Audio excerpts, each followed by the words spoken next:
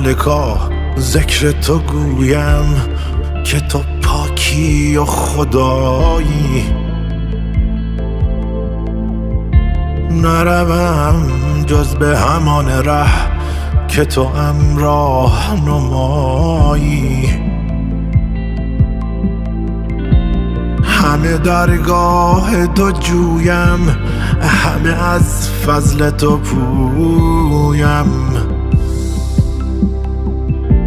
همه توحید تو گویم که به توحید سزایی. همه عزی و جلالی، همه علمی و یقینی، همه نوری و سروری، همه جودی و جزایی.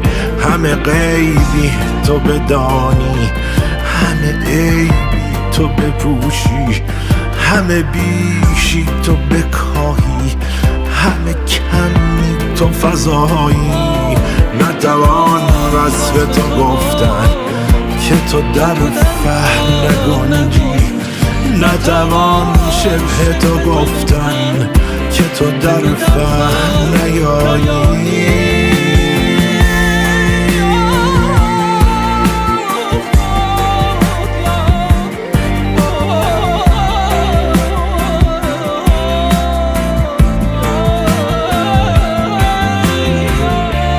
تو زن و جفت نداری، تو خور و خفت نداری،